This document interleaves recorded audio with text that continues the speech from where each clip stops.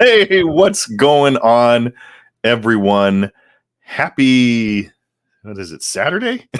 Happy Saturday. It is day 27. Day 27. My name is Ed Reiner, and this is the Daily Dose of Mind Stuff. I want to welcome you and thank you for joining me, whether you're with me live or you're on the replay. Welcome, welcome, welcome. And I hope you get some value out of this. If this is the first time that you've been with me on the Daily Dose of Mind Stuff, what this is daily videos, ideas, things that I do on a daily basis when I'm studying. So it's what I'm studying, I'm sharing along with you guys. Sometimes it might be something that I am doing as a sharing a book I'm studying. Lately, what we've been going over is snippets from a seminar that Bob Proctor did on the paradigm shift. And I've been breaking it down into bite-sized pieces and going over some just huge ideas. So we're going to continue with that today. And today, Bob is going to be going deeper. He's always going deeper into the mind. And he's actually going to talk about these mental faculties that we've been gifted with. It's what separates us from the animal kingdom. He might even mention this, or he may have mentioned in one of the other videos, but it's really what separates us. Animals, they operate by instinct. They are perfect. We are the only creatures that we know of that are totally disoriented in our environment.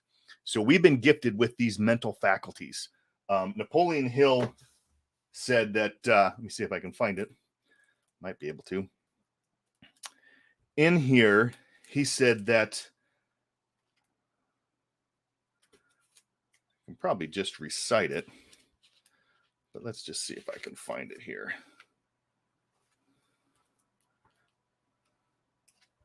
It gets to be a point when you have so many markings on a book that it becomes hard to find what you're looking for. But what Napoleon Hill says is that an educated person isn't someone who has developed a abundance of specialized knowledge. An educated person is someone who has developed their mental faculties to such an extent that they can have anything that they want as long as it doesn't violate the rights of others. And we all have been gifted with these mental faculties. The problem is the mass majority of people out there have no idea what they are. And that's what Bob is going to go over. This is what we actually use to create in our outer world. And we start with from within. These are factors that are in our conscious mind. And Bob's going to go over them. So let's pop over. And we'll let Bob do his deal. And I will see you back afterwards for a quick recap. Here. There's the mind and the body. We'll take the mind and break it into two parts. Make sure you turn your volume up too. For some reason, the volume's. You have the conscious and the subconscious. You can see, hear, smell, taste, and touch. Now, as long as you live in a physical body and want to correspond with the material world, that's how you do it. And you have these little antennae to connect into everything. You can see, hear, smell, taste, touch. That feeds information to your conscious mind and your outside world. And as long as you live in your physical body, you're going to use those. Now, if you were to be operated on, they would dull those. They would just put them all to sleep. Then they could do anything to your body and you wouldn't feel it. They could amputate a leg or an arm or pull your teeth or do anything. And you wouldn't feel it. Because all pain and pleasure is in the conscious mind. Now, the conscious mind is also, though, we mentioned, the intellectual mind. And in there, in the consciousness, you have all these higher faculties. Perception, we talked about perception earlier. The will, that gives you the ability to concentrate. When John Kennedy asked Dr. Wernher von Braun what it would take to build a rocket that would carry a person to the moon and bring him back safely to Earth, the good doctor said to him, the will to do it. What do you mean by that? The ability to stay locked into that one idea until it happens. Don't be distracted by anything. The will to do it. That's where the discipline comes in so big. You have your imagination. You can build anything in your mind with your imagination. And you have memory. There's no such thing as a bad memory. Everyone has a perfect memory. We had a man in the Matrix program that we run. It's a 6-day program to build an idea. And Abdullah came over from Saudi Arabia. He was a psychiatrist. He was teaching people to memorize the Quran. Jerry Lucas, who used to be in partnership with Harry Lorraine. Harry had the best trained memory I've ever seen in the world. And Jerry was teaching people how to memorize the Bible in seminars up here in San Fran. Okay? There's no such thing as a bad memory. That's a misnomer. Everyone has a perfect memory. Most people just have weak memories. Your intuition. That is the mental faculty that picks up vibration. You all use it. You may not consciously and deliberately use it, but you all have it. If you're with somebody and their energy shifts, you'll feel it. You think, what the hell? What's going on? Was something bothering? No, everything's fine. You know they're not telling you the truth. You felt their energy shift. You can feel a person's energy shift that's not even with you. They could be in another city, but you will feel it. If you're plugged into them, if you're on the same frequency, you will actually feel the shift. Okay? That's your intuition. And last but not least, we have reason. That gives us the ability to choose. These are powerful, powerful tools. Our emotional mind is dictated by how we use these. It is totally subjective. The emotional mind is immoral. It has no ability to choose. Earl used a good example on the Strangest Secret record. He said, in the earth, you can plant nightshade, a deadly poison, and not a 16th of an inch away, you can plant corn, a sweet food. One will grow with just as great an abundance as the other. Well, that's the way it is with the subjective mind.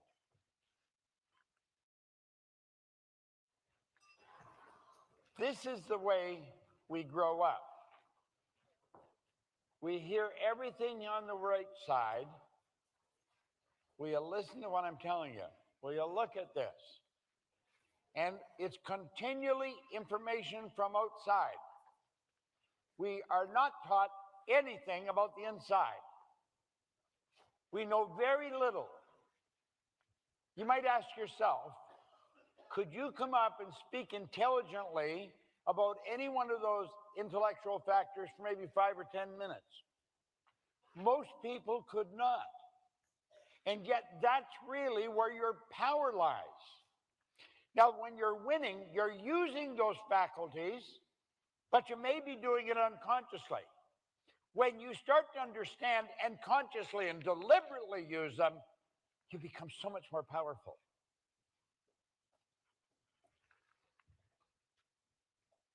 I maintain if you can teach a child 2, 3, 4, 5 languages before they go to kindergarten, we can certainly teach them how the mind works. Now think of it. This little sweetie here, she came up and showed me she's drawing this sick person at home on a whiteboard. And she's 5. Why couldn't she learn it at 5? She knows enough to talk to me. She had the phone, and she was using the phone to show it to me. It was on the phone, showed me a picture of her doing this, a movie on the phone. You see, we operate with some crazy programming. We think because they're small, well, they don't know. They're too young. No. They're a marvelous mind. A marvelous mind. And you can teach them anything at all. And we do. We teach them by the way we behave, by what we do. We're teaching them lessons just the way we are. If we let everything upset us, we're going to teach them, let everything upset you. It's okay. And if we hear, blaming something outside of yourself for when things go wrong, they're going to start doing the same thing. They don't know any different. How would they know the difference? Now, this is so important that we get this. And the truth is, the intellectual factors, We're not taught much about them. That's the way we go through. Now, look here for a moment. This is a very important lesson. We know that attitude, Earl Nightingale called it the magic word. It is probably one of the most important words in any language. When a person's attitude is off, everything's off. But not only is everything off, it's affecting everything around them. You see it in a family, you see it in a company. And the average individual really doesn't understand what attitude is. Well, let's look here at what it is. There's a power flowing into you. And as that power flows in, you turn it into thoughts. Those thoughts are impressed upon the subjective mind, but they're also sent off into the world. And the ones that are impressed turns into feelings, and they're also sent out into the world. They set a vibration up in the body, but they're sent out into the universe. And when the feelings are impressed or expressed with and through the body, it sets up a vibration in the body. And that's what causes us to act the way we are. So take a look here. 1, 2, 3. Results. It's attitude. Attitude is the composite of all three: your thoughts, your feelings, and your actions. It's not just your thoughts. It's not just the way you think. Now that's the energy flowing in. It has no form. It's a pure, creative power. Yet whatever's going on, our thoughts cause our feelings cause our action, and we're sending that energy out into the universe. Now, if that's what we're sending out, that's what we're attracting at the same time. See, as it goes out one side, it's coming in the other side. When you activate a group of cells and send a vibration out, those cells are taking on an equal amount of like energy simultaneously with you sending it out. This should be taught to us as little kids. But we're getting it now. Now, I can tell you, I've been studying this for a long time. But I still know that I don't have it anywhere near as well as I wanted or could have it. And I can tell that by the results. Now, relative to somebody else, I may get great results, but I'm not getting great results relative to what I want.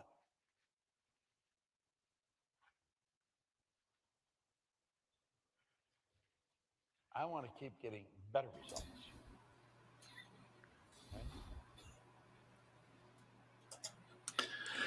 Okay. So, sorry if that was a bit choppy. It looks like I've got some issues going on with my internet. Don't know what's happening there, but you roll with it. Just got to keep a good attitude.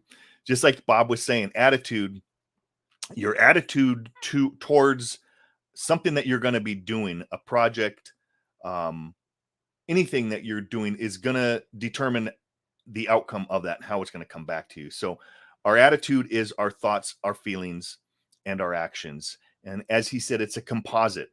It's a composite of all three. One of the examples that Bob has used many times over is that attitude is like a cake. What's a cake? A cake is a composite of a bunch of different ingredients that's brought together to form the cake. So if you're ever having cake or you're serving cake, no one ever takes a bite of it and says, "Oh my God, the flour in this is amazing." They don't say that. They say it's good cake. What's the cake? It's a composite of a number of ingredients brought together. And that's what attitude is. Attitude is the composite of our thoughts, feelings, and actions. And each one of those are being sent out into the universe, into the world, into the spiritual side of this thought power that is flowing to and through us and is omnipresent. And we're getting back like energy from that. So if you're not happy with your results, start to take a look and see what your thoughts are and how you're feeling about those results and start to change and switch it. He went in very quickly into the intellectual factors. That's something that you can study for a long time. We actually at Proctor Gallagher have a program that's just on those intellectual factors. And we go over those in detail. We spend 2 weeks on each one of those. So it's something that you want to get to know, because those are the tools, the mental tools that we use to create our reality. And whether you know it or not, you're using them right now. You can be using them unconsciously and getting results that you don't want. The trick is to start to recognize them and start to recognize when you're not getting results or you're not having a situation as you want it, to tap into these mental faculties, to use our reasoning factor and start to think, to start to relate it towards something else, start to work in harmony with these natural laws that Bob's gone over and we will go over more, to really create what it is that we want to be, do, and have in life. So watch this one over. The video looks like I was watching it on another, I've got a laptop over to my right over here. It seemed a little bit choppy, and I think that's because I've got some issues going on with my internet connection. Is now it's saying it's fairly good, but it was unstable. But I believe that the audio was there, and really that's what's important, is that audio. So listen to those ideas over and over. It's the repetition of these ideas and then the application of them that's going to start to change the results. But right now, just start to focus on what it is that you want. Don't look at what you don't want. Don't look at the things that are not the way you want them. Start to focus on what you want and the positive, and things will start to shift. So that's it for today. Shorter one. I will be back again tomorrow. Something that I've been doing in going through and preparing these, I've got a lot of videos and stuff that I've collected over the past 15, 16 years. And I'm currently taking some of these videos. I'm going to doing a master class with these probably at the end of October. So stay tuned and keep an eye out for information on that, because it's going to be really good. I've got enough information that I can do some teaching and have I'll facilitate Bob's teachings that will go over 5 days and really, really start to solidify some things for you that you can start to make some changes and make some amazing results. So anyway, that's it for today. I want to thank you guys again for joining me. This is Ed Reiner with your Daily Dose of Mind Stuff. See you tomorrow. Peace. God bless.